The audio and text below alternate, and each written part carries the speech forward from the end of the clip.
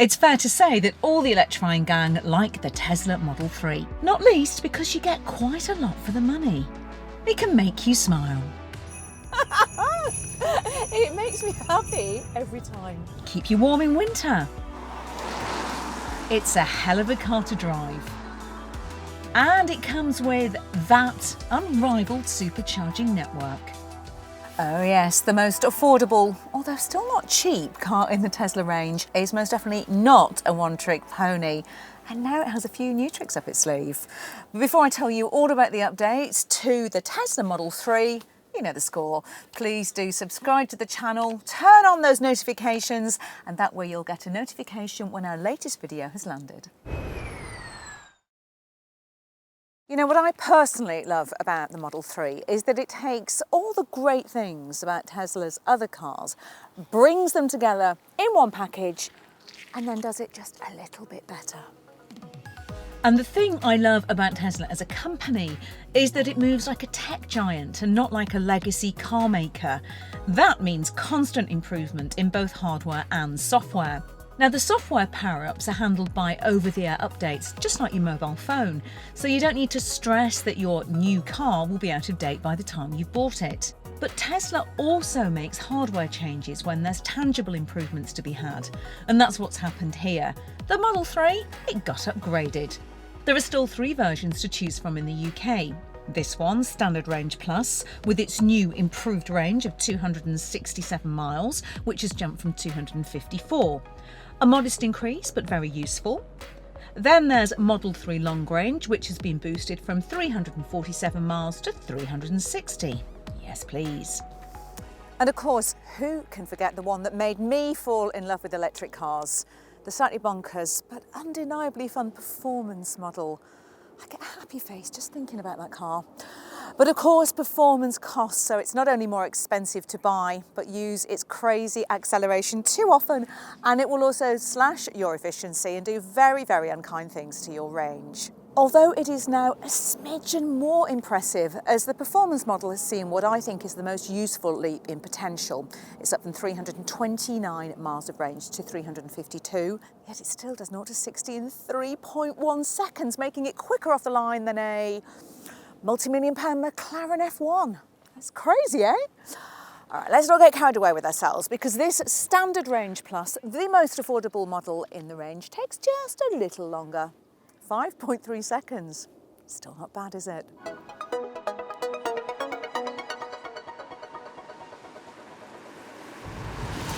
It still feels pretty rapid though, and whilst it's not McLaren territory, it does feel faster than the official times suggest, and will still beat most ICE engine sports cars. And in fact, it's got almost the same performance as a more expensive Model S.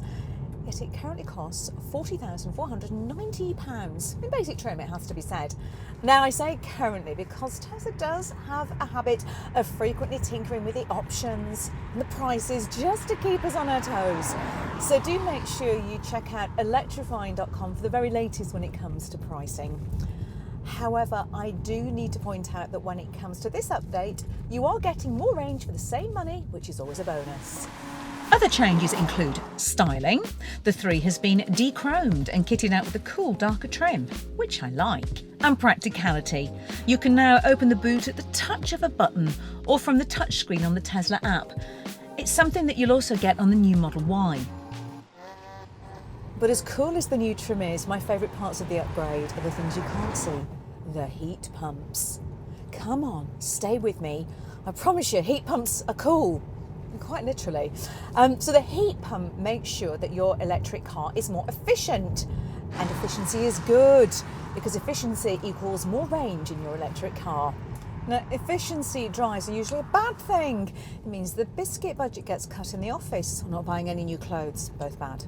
But on this occasion, it's actually great, because the 3 has just been given a heat pump from the Y, and for anyone who, like me, spends their winter in the Northern Hemisphere, that, my friends, is very, very good news. Heating the car on a cold winter's day like this one is one of the biggest factors in winter range reduction. And some electric cars still use traditional climate control systems, which really aren't that efficient, as they use a lot of electricity. And every electron pulled from the battery to heat the cabin is an electron not being used to take you where you want to go.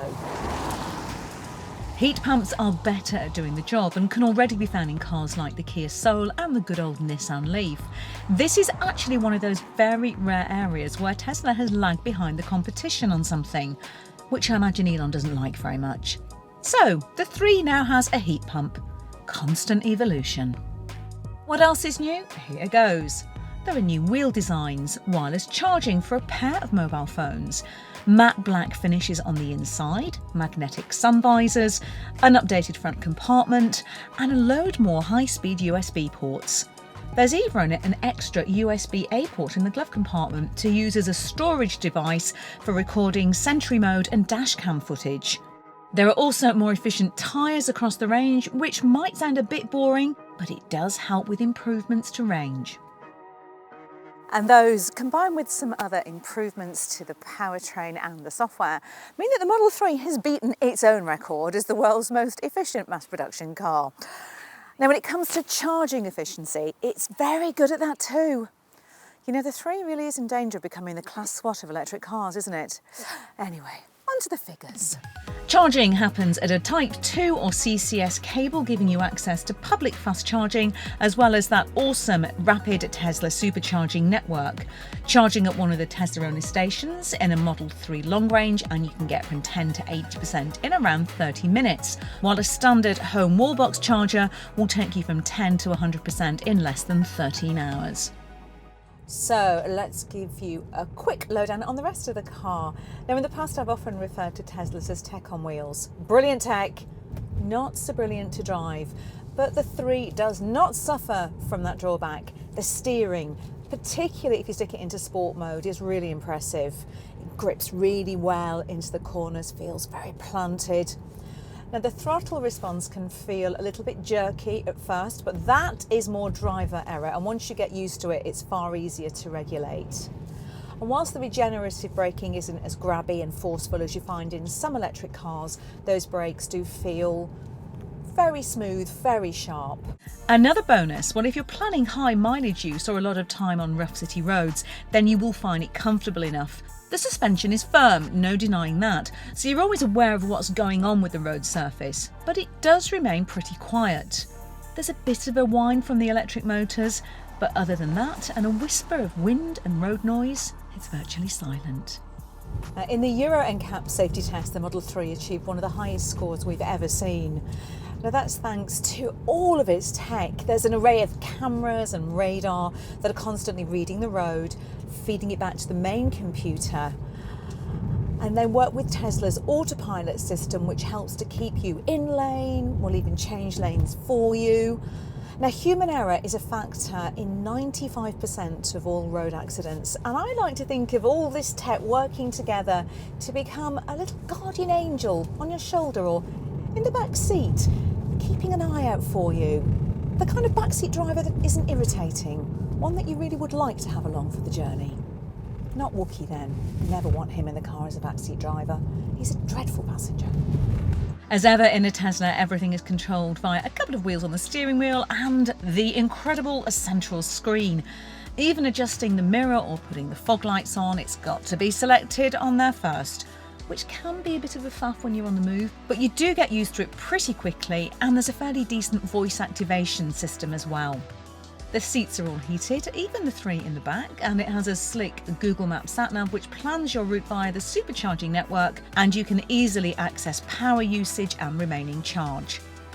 Pet owners will love dog mode, which sets a cool temperature when you leave your pooch in the car. And of course, along with the games console you can use while stationary, there's a toy box. Inevitably, the screen gets messy from all that playing around, so you will also make very good use of the mode that lets you clean it. So there you go, a quick refresher on what's new with the Tesla Model 3. And yeah, I know it sounds like I'm fangirling a bit here, but in my experience, this car really is that good. Perhaps you don't agree. Do let me know in the comments below if you don't. We love a bit of heated debate here at Electrifying. In fact, there's an awful lot to talk about when it comes to the Model 3, so I suggest that you watch Nicki's brilliant, in-depth review of it once you finish watching this. And then you can check out our head-to-head video with the Polestar 2 and the Model 3. And of course, don't forget to subscribe to the channel, then you get a notification when our latest video has landed.